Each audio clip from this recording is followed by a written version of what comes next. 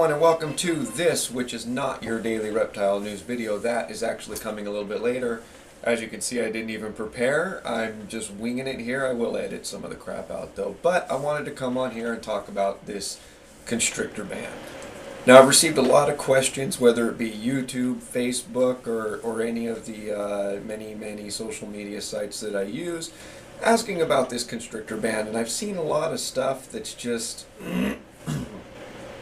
I don't know, weird.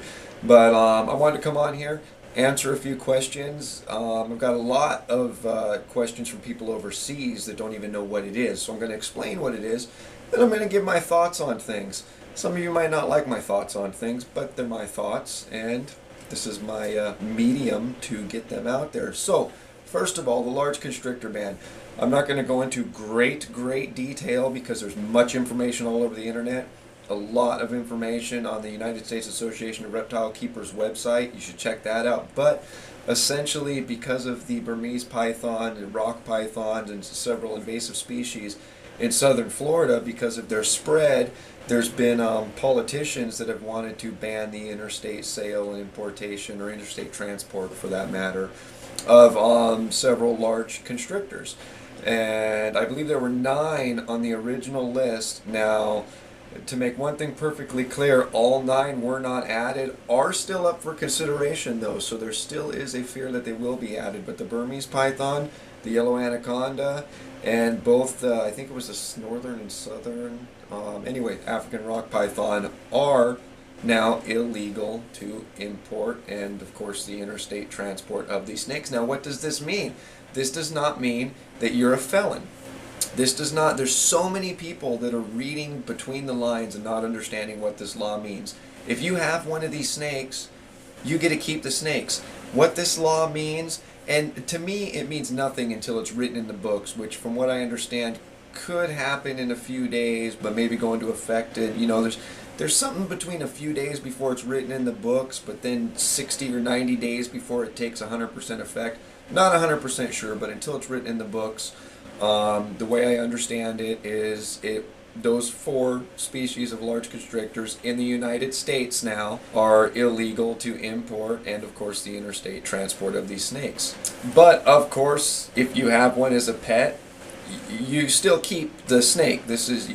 You're not going to go to prison because you have a pet Burmese python or something. Now, there have been several questions about what happens if you move for work or whatever, and honestly, I don't have an answer for that. I have to assume that there might be some sort of process that you go through, permitting or licensing or whatever. There are some areas that state or local laws just do not allow these animals to be, and obviously that's not this federal thing. You just can't take them with you. But if you're coming from an area, like me, for example, Amador County, California, where I can keep these animals, and you're going to another area where you can keep these animals, maybe there's going to be some sort of process. Maybe not. I don't know yet. That's not really being said. You can, however, export them still with certain permits and licensing is what they say. So essentially, that is what this ban is all about. And now we move into the other part where I tell you what I think about it. Now, I personally am against a ban. I am 100% for regulations on the keep of these animals.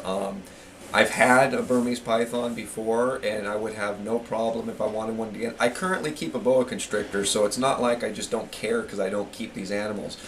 The rest of these animals are still up for consideration, one of those being the boa. And so trust me, I am greatly affected. If I was told that I had to get a license to keep Cinnamon, my wonderful boa, who I'm actually going to put in the background here, I would have no problem doing so. I'm against the ban, though.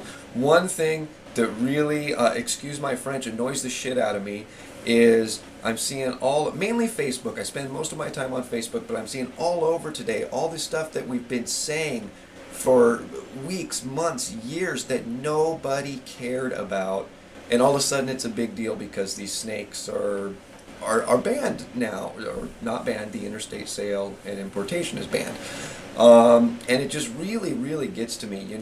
All you ever see all day is people bitching and moaning about Animal Planet making us look bad, the Humane Society trying to take our rights away, the government banning our animals and stuff. But I mean, I know a lot of people out there are doing a lot about it, but not enough. You know, if you take statistically the number of households in America that have reptiles in them, we haven't even gained half the people to even stand up and say something. And what really bothers me is the continued support of a lot of these mediums, whether it be the modern day media, Animal Planet, the United States Humane Society, PETA, the government. I mean, they're not helping. They haven't helped. And then you got a perfect example is what I'm doing here for you right now, which has been such an uphill climb for no reason. You know, you got people out there in the world within our own reptile community that have been here for years. I've been here for 22 years that are trying so hard to do something to help, to create a positive outlook on whether it be the future or to a positive promotion on the community, who are just completely ignored in favor for all the bad shit going on out there. And I think that's a big problem. That's very disappointing on many, many levels. But that being said, telling these Congress people or politicians, the president and everything, to go screw themselves, you're not helping. You're really not helping. If you're the one doing that, please stop doing that. It's not helping. Sitting on the internet and bitching and moaning about it is not doing anything. Get up and do something about it. And of course, voting these people out of office is not going to do anything. It's a complete waste of time. The reptile community as a whole is not 100% responsible for voting them in office. The legal registered voters in the reptile community are far dwarfed by the legal registered voters not within the community. We didn't get them voted in. Maybe some of us voted on them at the time. Can't say who. But we're not going to get them voted out. So that is just a complete waste of time. It's not going to happen. I think, personally, the biggest thing you can do here, support United States Association of Reptile Keepers. They are the ones that are up there in Washington fighting for us. Even though we don't always win every fight, support them. They need the support. They deserve the support. They've worked hard. Everybody, and I mean everybody, needs to step up for what's right and what's wrong in the reptile community. With it, whether it be the retail industry, the breeding community, the keepers community, anybody that goes field herping or anything. Everybody needs to really step up and start calling out the people that are doing it wrong, the people that are screwing it up, and then on the same note, the people that are helping, that are trying to make it better, that are trying to do something good for it. They deserve a little bit of recognition, if you will, far more than any of them get. I see people every day that have such badass ideas and such a huge passion that just get laughed at, and that's bullshit. It really is. So that being said, I'm going to end this. I'm going to go edit this. Hopefully not too many people are pissed off at what I said, but if you are, that's your problem, not mine. And it's going to be really tough, but I'm going to try to muscle through a show today.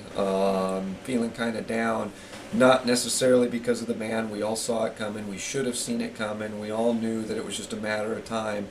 But I'm really, really disappointed in a lot of response that I'm seeing. I understand it's an emotional time for everybody, but some of these responses I'm seeing out there within the community now are very, very ridiculous and upsetting. So anyway, gonna go work on a show, and here's to moving forward to a brighter future, hopefully. Don't ever give up.